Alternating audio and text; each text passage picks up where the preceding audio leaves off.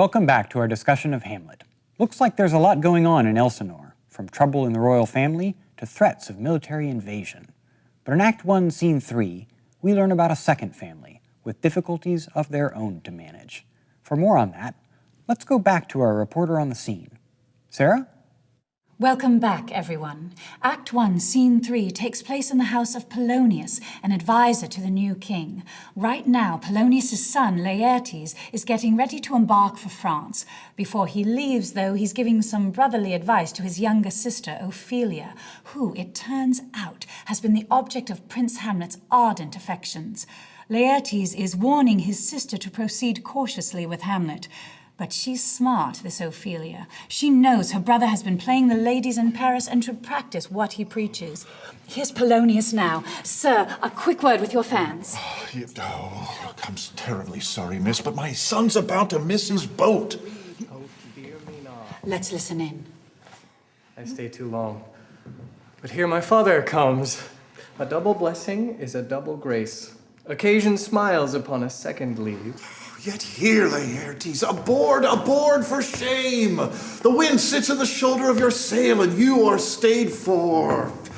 There, my blessing with thee, and these few precepts in thy memory. Look thou, character, give thy thoughts no tongue, nor any unproportioned thought is act. Be thou familiar, but by no means vulgar. Those friends thou hast, and their adoption tried, grapple them to thy soul with hoops of steel. But do not dull thy palm with entertainment of each new-hatched, unfledged comrade. Beware of entrance to a quarrel, but being in, bear it, that the opposed may beware of thee. Give each man thy ear, but few thy voice. Take each man's censure, but reserve thy judgment. Costly thy habit as thy purse can buy, but not expressed in fancy. Rich, not gaudy, for the apparel oft proclaims the man, and they in France of the best rank and station are of a most select and generous chief in that. Neither a borrower nor a lender be, for loan oft loses both itself and friend, and borrowing dulls the edge of husbandry. This above all, to thine own self be true. Then it must follow, as the night the day, thou canst not be false to any man. Farewell. My blessing season this in thee. Most humbly do I take my leave, my lord. The time invites you. Go, your servants tend. Farewell, Ophelia, and remember well what I have said to you. 'Tis in my memory locked, and you yourself shall keep the key of it. Farewell. Well, Laertes, off to Paris, is it? That's right. I've got a boat to catch. There's room in my cabin for one more. About Hamlet, do you think your sister will heed your advice? I hope so. I mean, Hamlet's the crown prince of Denmark. Princes can't just marry whomever they please. I just don't want her to get hurt. In other words, don't hook up with a public figure, a social climber, unless you know he can take you with him. Sound advice. Meanwhile, your father is telling Ophelia not to see the prince at all. Yeah, well, he's full of advice, if you haven't noticed. Look, I better get going. Last chance. I'd hate to deprive the French girls of you. Poor girl. Her father and her brother seem to know what's best for her, but not once have they asked what would make Ophelia happy. Ralph? Thanks, Sarah. So, Hamlet. Laertes has just taken off for Paris, leaving Ophelia at home with her father. Yeah, so? So, don't you have a thing for Ophelia? Yeah, we're dating, but I hardly see how that's any of your business. Oh, well, it's not really. I mean, if you prefer not to talk about it. Oh, thank God. What is it? It's my friend Horatio. He wants me to meet him at the battlements. Ah, yes, of course. Ghost hunting. It's Act 1, Scene 4, and we're back to the castle in the middle of the night. There's a cold, sharp wind blowing, and in the distance, you can hear the new king Claudius continuing the celebrations. Trumpets, cannon fire, lots of drinking. It's embarrassing. It's traditional, isn't it? Everybody's getting drunk and shooting cannons. It's a custom more honored in the breach than the observance. A dram of evil doth all the noble substance of a doubt. Well, yes, so what do you mean by that? The Danish drink too much, and everybody forgets about our virtues. It's like one drop of evil spoils the whole thing.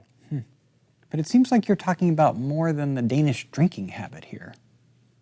Well, you think I'm talking about my mother's weakness for Claudius?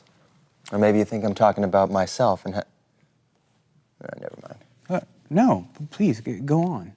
If it were referring to you... Oh, excuse me. Oh, I've just received word that in the midst of your conversation with Horatio, the ghost suddenly appears. Angels and ministers of grace defend us. What happens? Well, you try calling it King Hamlet, and you immediately ask why it's come back. Of course. And what does he say? Well, it beckons you to follow it, but Horatio thinks it might be dangerous to follow it alone. What's the problem? I don't care about my life, and for my soul, what can I do to that? It's immortal. I'll follow it. But it's a ghost. It might try to drive you crazy. I said I'll follow it. My fate cries out, and I'll make a ghost of anybody that tries to stop me. All right, fine. Don't let me stop you. Sarah, does Hamlet follow the ghost?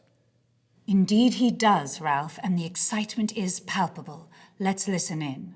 Speak. I'll go no further. Mark me. I will. My hour is almost come, when I to sulphurous and tormenting flames must render up myself. Alas, poor ghost. Pity me not, but lend thy serious hearing to what I shall unfold. Speak, I am bound to hear. So art thou to revenge when thou shalt hear. What? I am thy father's spirit, doomed for a certain term to walk the night, and for the day confined fast in fires, till the foul crimes that are done in my days of nature are burnt and purged away. Well, it's certainly Hamlet's father. Seems he's about to reveal something huge. List, oh list! If thou didst ever thy dear father love, Oh, God. revenge his foul and most unnatural murder. Murder? Murder most foul, as in the best it is, but this most foul, strange, and unnatural. Murder most foul. Apparently the king was murdered. Who would do such a thing? 'Tis given out that sleeping in my orchard, a serpent stung me. So the whole of Denmark, by a forged process of my death, is rankly abused. But know, thou noble youth, the serpent that did sting thy father's life, now wears his crown. Oh, my prophetic soul.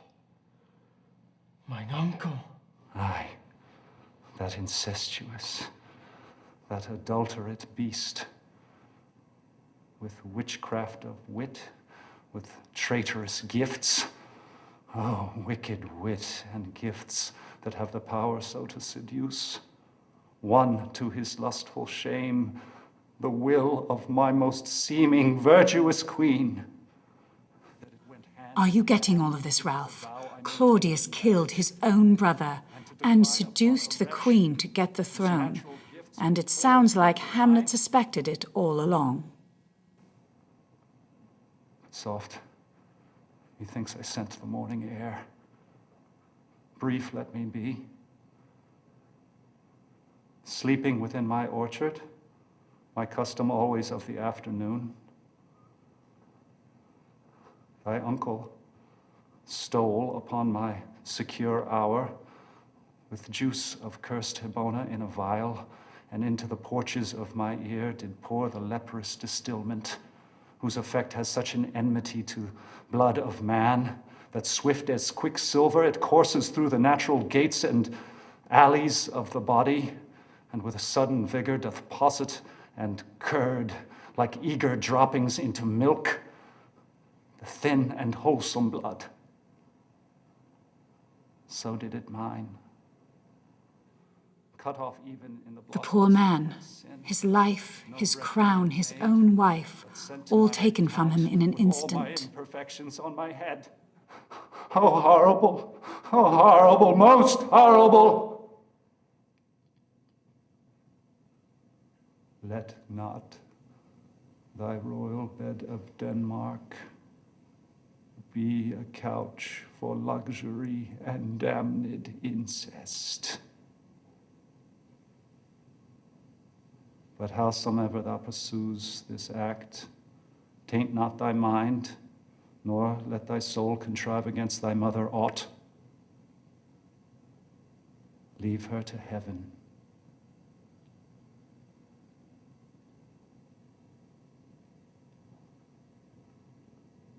Fare thee well at once. The glowworm doth show the matin to be near, and gins to pale his uneffectual fire. Adieu. Adieu. Adieu. Remember me.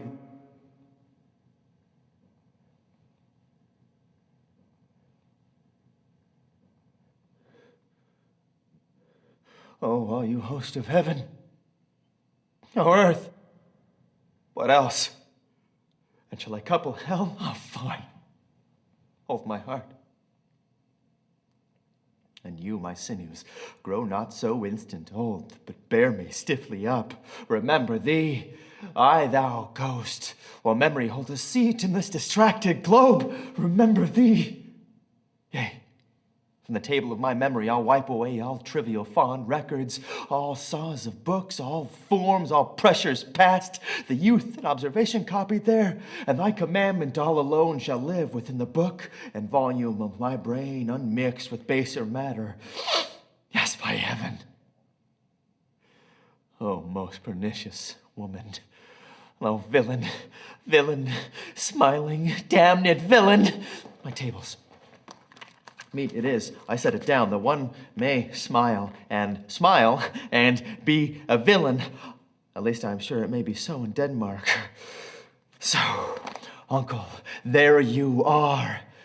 And now to my word it is. Adieu, adieu. Remember me, I have sworn. Wow. So, there it is. Your father, killed by your uncle, who now has his throne and his queen, your mother. You don't tell anyone about this. Anyone. Your secret's safe with me, so what are you thinking? A villain is a villain. Yes, it's hard to argue with that. No matter how much he may smile in public. So, thank you for having me. It was nice talking to you, Ralph, but if you excuse me, I need to go. Oh, well, hold on. I didn't think we were quite done yet here. Oh. Sorry. Sorry. I didn't mean to offend you. Well, none taken. Somebody has been offended, though. More than offended. The ghost was telling the truth. You cannot tell anyone about this. I won't. Swear. Really, I won't. Swear on my dagger. Swear. Did you hear that? Holy, what was that? Swear. You mean just swear not to tell anybody? Swear. Well said, old mole. There are more things in heaven and earth, Horatio, that are dreamt of in your philosophy. Did you just call me Horatio? Oh yeah, one more thing. I'm gonna start acting a little bit crazy. That's gonna continue, and I need you to keep your mouth shut about it, okay? Swear. Still your fingers on your lips, I pray. Time is out of joint. Accursed spite, that ever I was born to set it right. Will Hamlet set it right? We'll find out right after this.